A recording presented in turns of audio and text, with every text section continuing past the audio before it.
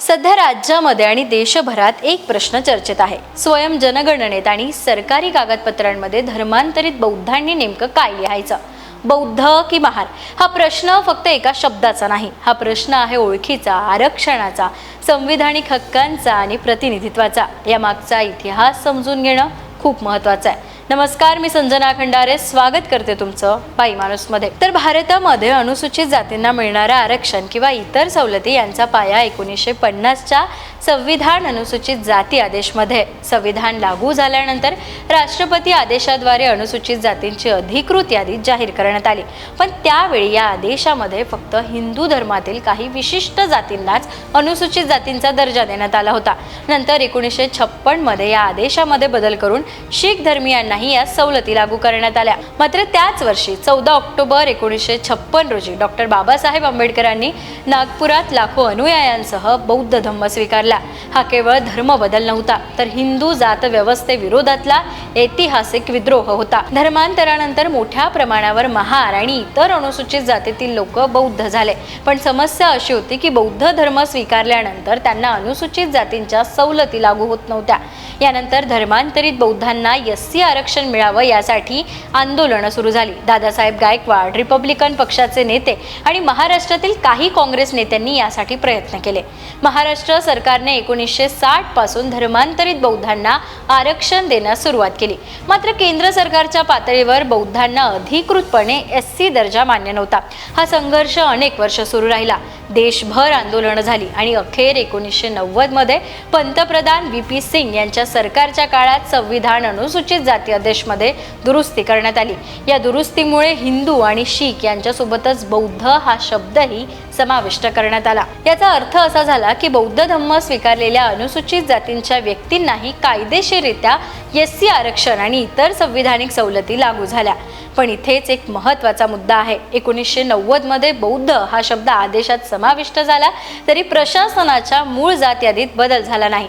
म्हणजे महार, मातंग, चर्मकार अशा जात नोंदी कायम राहिल्या. आणि म्हणूनच आजही जनगणना, जात प्रमाणपत्र किंवा सरकारी कागदपत्रांमध्ये धर्म आणि जात हे दोन वेगळे रकाने अस्तित्वात आहेत.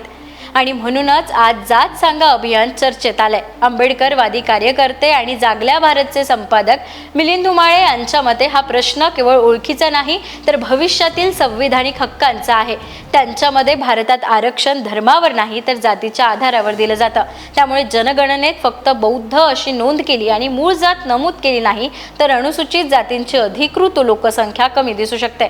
त्याचा परिणाम आरक्षण, निधी वाटप आणि राजकीय प्रतिनिधित्वावर होऊ शकतो. दुसरीकडे लेखक आणि विचारवंत शाहू पाटोळे यांनी या अभियानावर तीव्र टीका केली आहे. त्यांच्या मते ज्या बौद्ध धम्माने जात व्यवस्था नाकारली त्याच समाजात पुन्हा जात नोंदवण्याचं आवाहन होणं हे विरोधाभासी आहे. धर्मांतरानंतर पुन्हा महार किंवा इतर जात ओळख वापरणं म्हणजेच बाबासाहेबांच्या जाती निर्मूलनाच्या विचाराला छेद देणं. ते पुढे म्हणतात की भविष्यात बौद्ध महार, बौद्ध मातंग अशा नव्या ओळखी तयार होतील का आणि मग धर्मांतराचा मूळ उद्देशच मागे पडेल का? यावर सामाजिक कार्यकर्ते दिवाकर शेजवळ यांचं मत थोडं वेगळं आहे. दिवाकर शेजवळ एक असा प्रश्न उपस्थित करतात की जाती व्यवस्थेचा अंत करायचा असेल तर त्यासाठी वरच्या वर्चस्ववादी जातींनी आधी जात सोडणं आवश्यक आहे.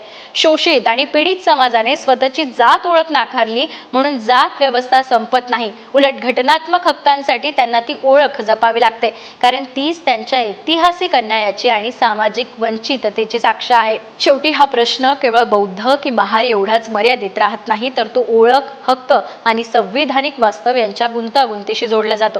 डॉक्टर बाबासाहेब आंबेडकरांनी धर्मांतरातून जातमुक्त समाजाची दिशा दिली. मात्र भारतीय राज्यव्यवस्थेतील आरक्षण, लोकसंख्या आकडेवारी, राजकीय प्रतिनिधित्व आणि निधी वाटप यांची चौकट आजही जाती आधारित आहे. त्यामुळे अनेक अभ्यासक, कायदेतज्ञ आणि आंबेडकरी विचारवंतांच्या मते धर्माच्या रकान्यात बौद्ध आणि घटनात्मक वर्गवारीत मूळ अनुसूचित जात नमूद करणं ही सध्याच्या व्यवस्थेमधील व्यावहारिक गरज आहे. ही नोंद वैचारिक दृष्ट्या जात स्वीकार नसून केवळ प्रशासकीय आणि संविधानिक प्रक्रिया आहे. त्यामुळे बौद्ध लिहिल्यानं व्यक्तीची धार्मिक ओळख बदलत नाही आणि मूळ जात नोंदवल्यानं बौद्ध धम्मातील जातमुक्त मूल्य संपत नाही. उलट सध्याच्या संविधानिक चौकटीत आपले हक्क आणि प्रतिनिधित्व सुरक्षित ठेवण्याचा हा एक मार्गच आहे. याबद्दल तुम्हाला काय वाटतं हे आम्हाला कमेंट करून नक्की कळवा. आणि हो, बाई माणूसच्या YouTube चॅनलला सबस्क्राईब करायला अजिबात विसरू नका. धन्यवाद.